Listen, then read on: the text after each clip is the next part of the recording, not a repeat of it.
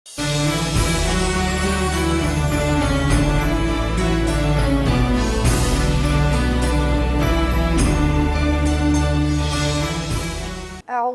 باللہ من الشیطان الرجیم بسم اللہ الرحمن الرحیم اللہم صل علی محمد و آل محمد وعجل فرجہم۔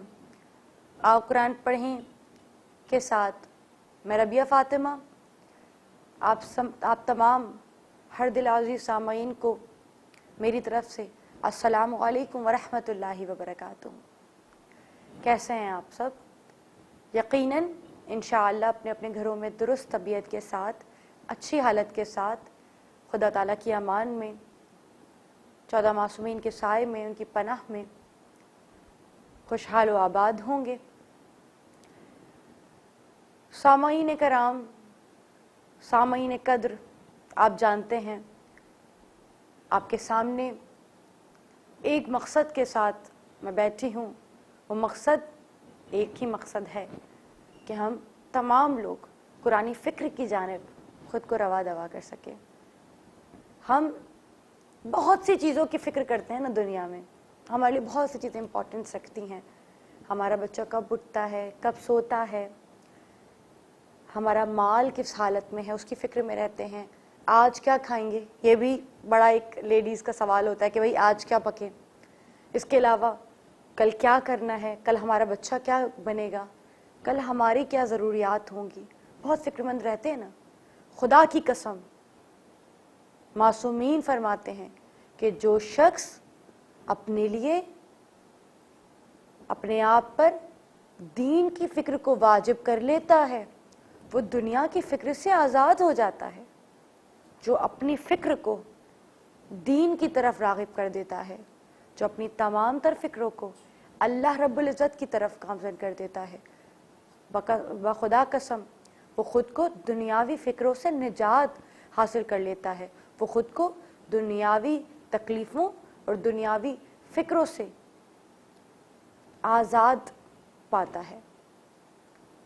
سامعین گرامی قدر، قرآن خدا کا وہ معجزہ ہے کہ جس کے آگے بڑے بڑے جادو ٹل جاتے ہیں۔ آج ہم بہت پریشان ہیں، فلانے نے ہمارے بیٹے پہ جادو کر لیا، فلانے نے ہمارے بھائی پہ جادو کر دیا، کسی نے میرے شوہر پہ جادو کر دیا، ہم سب بہت تکلیف میں ہیں۔ وجہ یہ ہے کہ ہم نے اپنے قرآنوں کو بالائے طاق رکھ دیا ہے، ہم نے خدا کی طرف رجوع کرنا چھوڑ دیا ہے۔ وہ قرآن جس کا نسخہ سب سے عالی ہے، وہ قرآن کہ جو دلوں کو شفا بخشتا ہے، جس کے آگے کوئی بھوت پری ٹک نہیں پاتے، وہ قرآن کہ جو ہر ایک کے لیے ہر بیماری کا، ہر لا علاج بیماری کا توڑ ہے، وہ قرآن جو روحانی بیماری کا علاج کرنے والا ہے، اور وہ اہل بیت کہ جن پر یہ قرآن، وہ معصوم، وہ میرے سرکار حضرت محمد صلی اللہ علیہ وآلہ وسلم جن پر یہ قرآن نازل ہوا، ان کے اسوہ پر عمل کرنا، ان کے خاندان، ان کے اہل بیت کے اسوہ پر عمل کرنا ہمیں تمام تر تکلیفوں سے نجات دلا سکتا ہے۔ ہم دنیاوی ڈاکٹر، دنیاوی طبیب کا رستہ شاید چھوڑ دیں گے اگر اس رستے کی جانب آ جائیں۔ آئیے آج کے اس لیسن کو اس عہد کے ساتھ آغاز کرتے ہیں کہ کوشش یہ کریں گے کہ اپنی فکروں کو دین اسلام کی فکر میں لگا دیں تاکہ دنیاوی فکر سے آزاد ہو جائیں۔ آج میں نے سورہ بقرہ کی جگہ یہ چاہا ہے، یہ سوچا ہے کہ سورہ واقعہ کو شامل کریں۔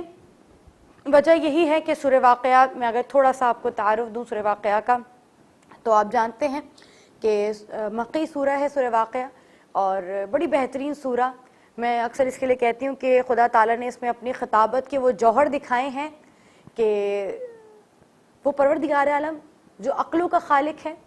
ہم میں سے بہت اچھے ذاکر ہیں، بہت اچھے خطیب ہیں، لیکن وہ جو سب سے بڑا خطیب ہے، جو کائنات کا خطیب ہے، صاحب نہج البلاغہ، خطیب نہج البلاغہ سے بھی بڑا خطیب ہے، خطیب نہج البلاغہ کا بھی آقا ہے، مولا ہے، پروردگار ہے، رب ہے، وہ کتنا عظیم ہوگا۔ اس نے ایک عجیب انداز میں وہ جوہر دکھائے ہیں اپنی خطابت کے سورہ واقعہ میں کہ خدا کی قسم دل کرتے تلاوت کرتے چلی جائیں. ہاں، اور اس کے علاوہ اس کی بہت سی خصوصیات ہیں. آپ کے سامنے عرض کرتی چلوں کہ مولا فرماتے ہیں کہ جو شخص چاہتا ہے کہ دنیاوی رزق حاصل کر لے اور جو چاہتا ہے کہ اس کے رزق میں برکت ہو تو وہ ہر نماز مغرب کے بعد، مغربین کے بعد سورہ واقعہ کی تلاوت کیا کرے. سورہ واقعہ کی تلاوت کرنے سے فقر و تنگ دستی دور ہوتی ہے، فقر و فاقہ دور ہوتا ہے اور اللہ تعالیٰ غیب سے رزق عطا کرتا ہے. تو انشاءاللہ سورہ واقعہ ضرور کوشش کیجئے گا کہ اپنی روٹین میں شامل رکھیں. اچھا، سورہ واقعہ بہت مشکل لگتی ہے کچھ لوگوں کو، تو میں کوشش کروں گی کہ اس کی ہر آیت کچھ اس انداز میں پڑھی جائے کہ آپ لوگوں کے کچھ منہ پر بھی چڑھ جائیں اور لفظ آسان بھی ہو جائیں. اور وہ غلطیاں جو ہم اکثر سورہ واقعہ میں کیا کرتے ہیں، میں کسی کی بات نہیں کرتی، میں اپنی غلطی، اپنی جہالت خود تسلیم کرتی ہوں. جب میں سورہ واقعہ پڑھتی تھی اور جب میں نے تجوید پڑھی، یقین کریں گے مجھے اندازہ نہیں تھا کہ میں زیر زبر کی مسٹیکس کر رہی ہوں، کیونکہ اس میں باقاعدہ قرآن کی دوسری آیتوں سے مختلف سے زیر زبر لگے ہوئے ہیں، تو اس لیے تھوڑی سی مشکل ہوتی ہے اس کی تلاوت کرنا. تو انشاءاللہ کوشش کریں گے کہ جو غلطیاں یا جو کمیاں ہم سورہ واقعہ کی تلاوت کرتے ہوئے رہ جاتی ہیں، کوشش کریں گے کہ اللہ تعالیٰ کے رب حضور ان تمام تر غلطیوں کی معافی مانگیں اور اسے بہتر کریں. چلیں آئیے شروع کرتے ہیں. بسم اللہ الرحمن الرحیم. اذا وقعت الواقعہ. اکثر ہم جب واقعہ بولتے ہیں تو واقعہ کر کے سٹاپ کر دیتے ہیں، ہاں کا ساؤنڈ نہیں آتا، تو اینڈ میں ہاں کا ساؤنڈ ضروری ہے. اذا وقعت الواقعہ. اذا کو تھوڑا سا سلائڈ کھینچیں گے کیونکہ آپ جانتے ہیں ذال کے اوپر زبر بھی ہے اور بعد میں الف بھی ہے. اذا وقعت الواقعہ لیس لوقعتها کاذبہ. اب یہاں دیکھ رہے ہیں آپ، قوف ہے، قوف قطب جد میں سے ہے، میں نے آپ کو بارہ بتایا ہے، قوف طا با جیم دال قطب جد میں سے ہے قوف، اور اس کے اوپر ساکن لگی ہے. That's mean we need to give a stress on it. ہمیں یہاں پر تھوڑا سا زور دینا ہوگا تاکہ اس میں تھوڑی سی حرکت پیدا ہو جائے، ارتعاش پیدا ہو جائے.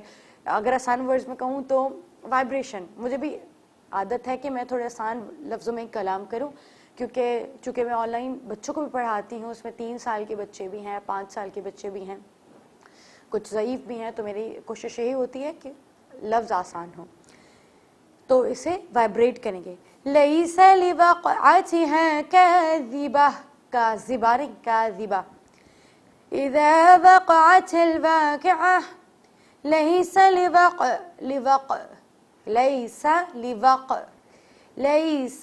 لوقعتها کاذبہ.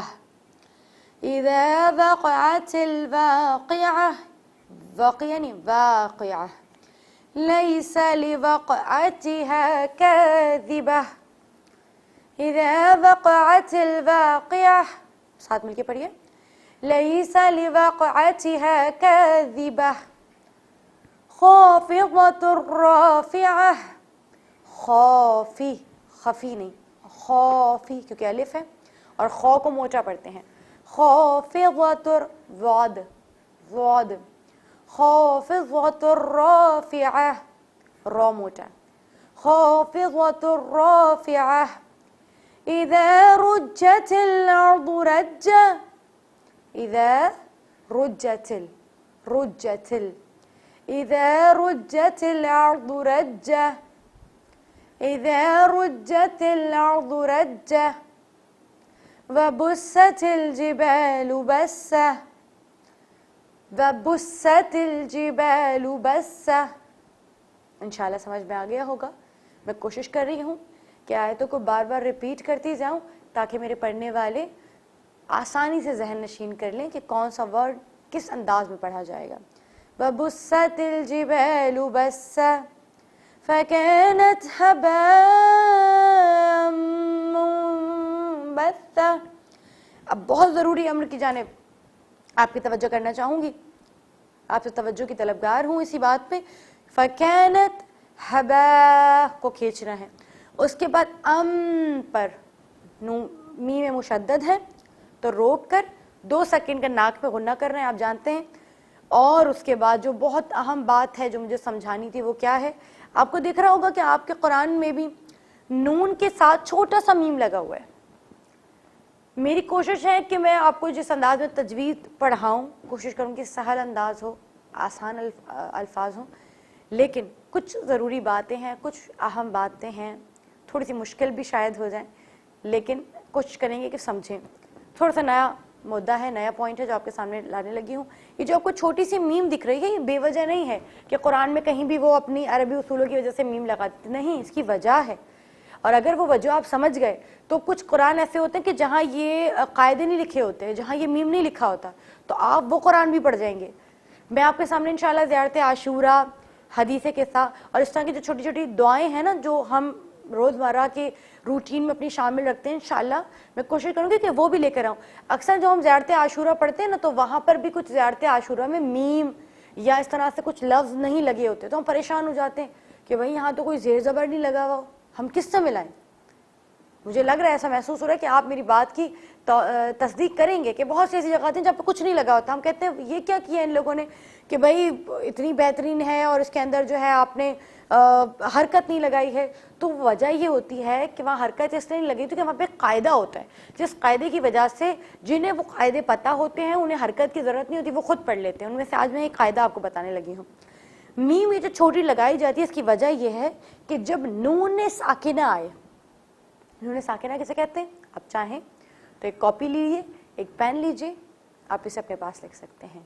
جب بھی نون کے اوپر ساکن ہو تو اسے ایسے نون کو کہتے ہیں نون ساکنہ. کیا کہتے ہیں؟ نون ساکنہ.